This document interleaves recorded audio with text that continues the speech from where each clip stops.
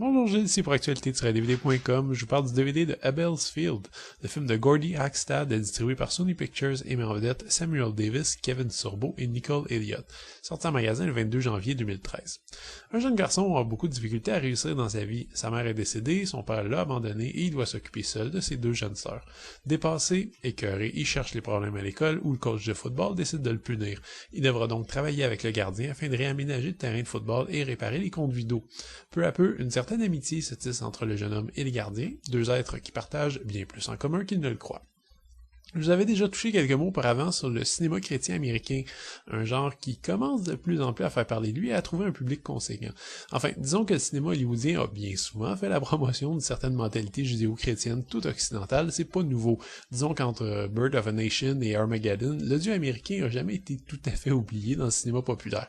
Mais depuis, l'Amérique a vu une certaine séparation entre les chrétiens modérés et les chrétiens un peu plus extrémistes. Et du coup, cette frange de la population s'est de moins en moins reconnue dans un cinéma qu'elle trouvait de plus en plus décadent, violent, vulgaire et indécent. Résultat, des réalisateurs, producteurs et scénaristes partageant cet avis sur le cinéma populaire actuel ont décidé de concevoir des œuvres qui pourront enfin propager les bonnes valeurs catholiques, des films qui traitent des choses de la vie, de la prière, de la foi, et qu'on pourra montrer à notre famille sans craindre l'influence sulfureuse et maléfique d'un 7e art damné par des âmes impies. Vous voyez le genre. Abel's Field s'inscrit donc dans cette droite lignée. Il s'agit d'un drame parfois assez dur, mettant en vedette des jeunes qui n'ont pas la vie facile et dont le second rôle est un homme tatoué au passé trouble. Cherchez toutefois pas ici la moindre goutte de sang, le moindre juron et la moindre consommation de drogue. Le Abel du titre passe son temps au bar, mais ne boit que du jus de fruits. Notre jeune héros trouve le temps d'emmener ses deux jeunes sœurs à l'église et tout ce beau monde gravite autour du sacro-saint football américain. Évidemment que mes attentes n'étaient pas très élevées. Le dernier film du genre que j'avais regardé, Breaking the Press, était une véritable farce, filmé avec les pieds, joué sans conviction et scénarisé par un dévot qui tenait absolument à nous rentrer son message de foi dans Dieu dans la gorge, par la force s'il le faut. Évidemment, Abel's Field a son lot de problèmes. L'univers du film semble appartenir à un monde parallèle avec lequel on a beaucoup de difficultés à s'identifier.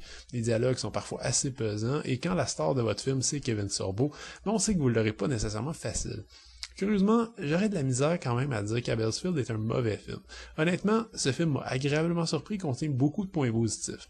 Ok, l'interprétation est fade, la performance de Kevin Sorbo est encore loin de valoir celle de Hercule, ce qui veut tout dire, et on n'évite pas complètement les embarrassants moments moralisateurs. Cela dit, j'ai aussi senti que le réalisateur Gordy Hackstad était un peu au courant des problèmes qui font en sorte que le cinéma chrétien américain soit cantonné à un auditoire minuscule. Je sens que ses intentions étaient de faire une œuvre qui, cette fois-ci, s'adresse un peu à tout le monde. En ce sens, le discours chrétien reste assez ténu et prend jamais le pas sur les personnages, ce qui est extrêmement rafraîchissant. Évidemment, on a droit au personnage du pasteur de la paroisse qui est un bon sauveur, toujours prêt à aider tout le monde et qui semble sortir droit d'un film québécois des années 40, mais il s'agit peut-être du seul élément que j'ai trouvé un peu trop forcé. Ensuite, le réalisateur n'a pas eu peur de faire respirer son récit et d'étirer des scènes de silence ou de quiétude sur la jolie musique de Jeff Toyne, ce qui rend son travail étonnamment cinématographique. Et le récit a le grand mérite de ne pas apporter des réponses faciles aux dilemmes de foi et de vie que le spectateur peut rencontrer.